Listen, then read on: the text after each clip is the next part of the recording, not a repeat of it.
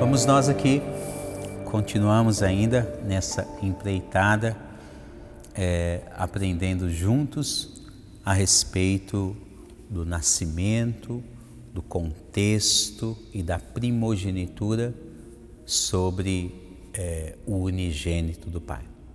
Vamos agora, no início desta aula, mais uma vez, invocar a ação do Espírito Santo sobre cada um de nós, para que todo o nosso aprendizado, todo o nosso ensinamento seja somente com o intuito de glorificar a Deus, que é Pai, Filho e Espírito Santo. Rezemos juntos. Em nome do Pai, do Filho e do Espírito Santo. Amém.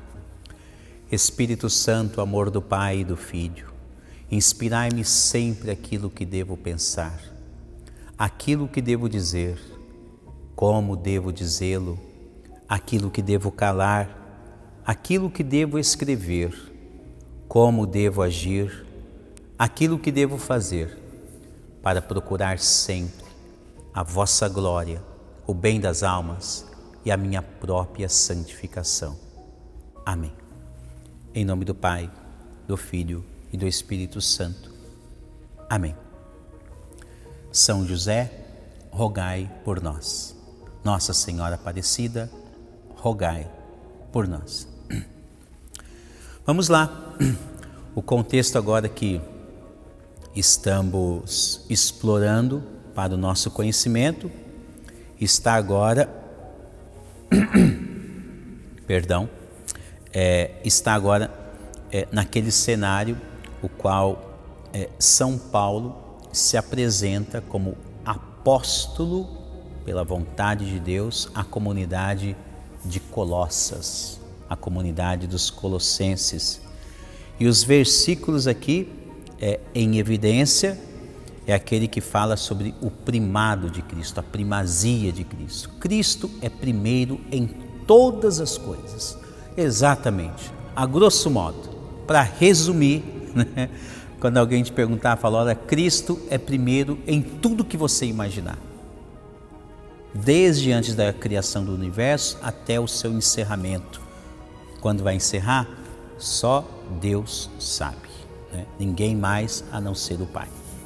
Mas desde do seu início criacional até o seu encerramento, tudo foi feito, pensado no unigênito do Pai. A primazia, o primado. E os versículos aqui em questão está entre o versículo 15 e o versículo 20 de São Paulo aos Colossenses. E na nossa última aula, nós falávamos a respeito assim, de um modo muito prático, né? De um modo muito fácil de assimilação, a respeito da primazia, da primogenitura. E falamos então, que conforme cita-se em São Paulo aos Colossenses, que Cristo é a cabeça, ele se tornou a cabeça. A cabeça é de onde vêm todas as informações, né? E ali falávamos um pouco a respeito de como deve ser o corpo místico de Cristo, que é a sua igreja, em relação à cabeça, né? E eu comentei também na última aula que vou trazer informações para vocês a respeito de dois dados importantes. Talvez vai ser conteúdo para uma própria aula, né?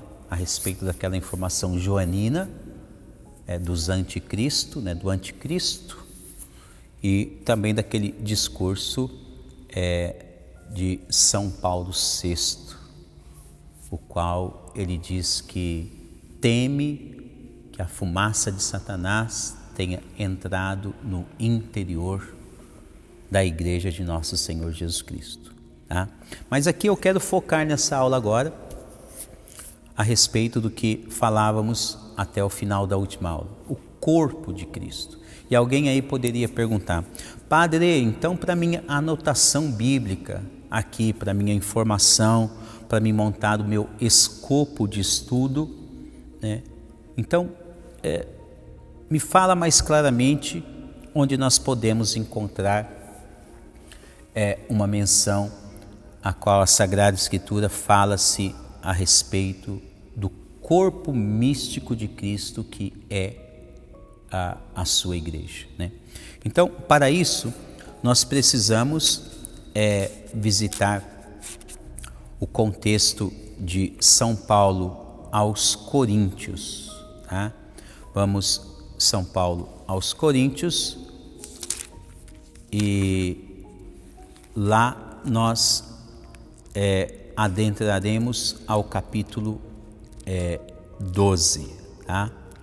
Nós primeiro temos Atos dos Apóstolos, Romanos, e depois nós temos aqui a carta de São Paulo aos Coríntios. São duas cartas que São Paulo escreve à comunidade dos Coríntios, e nós vamos ver a primeira carta no capítulo que diz mais especificamente ao capítulo 12, tá? O capítulo 12, né, é um capítulo fantástico. Aliás, né, quando nós falamos da Sagrada Escritura do modo geral, estou olhando aqui se não está abrindo nenhum botãozinho da batina, né? Quando nós falamos da Sagrada Escritura do modo geral, toda palavra ela passa a ser assim estupenda, porque quando você descobre que a chave de leitura para um bom estudo bíblico é Cristo crucificado e ressuscitado, tudo fica mais fácil de aprender e ler no que está contido na Sagrada Escritura, né? Então toda ela é maravilhosa, mas por vezes, né, assim, como que de modo espontâneo, nós sempre admiramos algo que vamos estudar, né? Mas este contexto também, quando São Paulo escreve à comunidade dos Coríntios, é outra coisa maravilhosa, né? Nós dizemos ali que São Paulo realmente foi uma pessoa iluminadíssima após a sua conversão, porque ali o teor da mensagem paulina a todas as comunidades que ele escreve é uma coisa assim, digna assim de ser assim olhada como se fosse uma das grandes maravilhas de Deus, né? Deus realmente intuiu ele a escrever assim de maneira muito sábia, né? Com várias palavras dotadas do Espírito Santo, né? O dom da ciência, por exemplo, são palavras assim que você olha, realmente tem uma ciência divina por detrás disso. Em outras ocasiões, palavras assim dotadas de conselho, né? Tudo envolve os dons do Espírito, sabedoria, ciência, conselho, né? E por aí vai mais. Então, São Paulo aos Coríntios, primeira carta, tá? Acho que nesta minha fala aqui introdutória ao estudo deu tempo de você dar uma olhadinha aí na sua Sagrada Escritura. São Paulo aos Coríntios, capítulo 12, primeira carta. O primeiro título, no versículo 1, fala a respeito sobre os dons e carismas. Olha aqui, você começa já a montar como se fosse uma espécie de quebra-cabeça, né? Você, quando se debruça ao estudo bíblico, você pega então um contexto que você estudou e está ali a peça. Parece que ela está solta, porque ela ainda não encontrou o seu encaixe, né? Mas está lá, tem alguma coisa. Como por exemplo, em algumas aulas atrás, se você quiser, você volta lá e dá uma olhadinha. nós estávamos falando a respeito de São Paulo aos Romanos, capítulo 8, do versículo 1 em diante, que principalmente no começo fala a respeito da vida no Espírito. Olha aí, olha só. E eu lembro que naquela aula eu fiz ali uma pequena menção, né? Eu juntei as ideias da vida no Espírito a respeito com a vida dos apóstolos após o Pentecostes, né? E agora você toma nota de São Paulo escrevendo a comunidade dos Coríntios, e ele já começa com o título no versículo 1 de os dons do Espírito ou carismas. Significa o quê? A vida daquela nova humanidade que Cristo está inaugurando, que estamos aprendendo agora, a nova humanidade. Esta nova humanidade deve viver, deve ter uma vida no Espírito, que é a terceira pessoa da Santíssima Trindade. Agora, quando esta ou aquela pessoa, não importa quem, Deus não faz acepção de pessoas, ela se entrega a este caminho do primogênito de Deus, então esta pessoa, além de começar a viver no Espírito, ter uma vida no Espírito, São Paulo, ele vai dizer agora, para esta pessoa, Deus então concede dons através do Espírito Santo, né? Dons, ou como nós dizemos aqui, né? Carismas, né? Pode ser visto como sinônimo um do outro, como está aqui na tradução da Bíblia de Jerusalém, tá? Então vamos agora a alguns versículos, tá? Tudo isso para equiparar com a primogenitura, né? Cristo é a imagem de Deus Pai e Ele é o princípio de todas as coisas, tá? Colossenses 1, de 15 a 20, né? Colossenses 15, de 1 a 20, né? É nele que tudo subsiste. E aí falamos que Cristo é a cabeça e que nós somos a igreja, ou seja, o corpo místico de Cristo. Então agora, correlacionando com mais uma informação bíblica, tá? Então agora vamos ao que se diz respeito ao conteúdo desta informação paulina, né? Ele diz assim no versículo 1: a propósito dos dons do Espírito, irmãos, não quero que estejais na ignorância. Sabeis que quando éreis gentios, ou seja, pagãos, né? Quando você escutar essa palavra gentil, então é como se fosse o sinônimo de pessoas pagãs. Quando éreis gentios, quando era pessoas pagãs, éreis irresistivelmente arrastado para os ídolos mudos. Olha que interessante, São Paulo diz para nós, né? Então ele fala a respeito dos ídolos mudos e nos faz pensar que muitos cultos pagãos naquele período eram desordenados, né?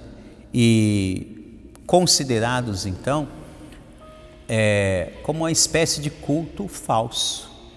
Então ele diz, quando você era pagão, você agia de um jeito, né?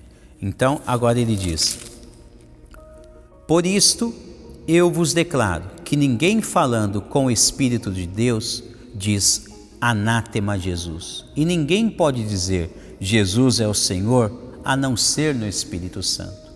Informação interessante.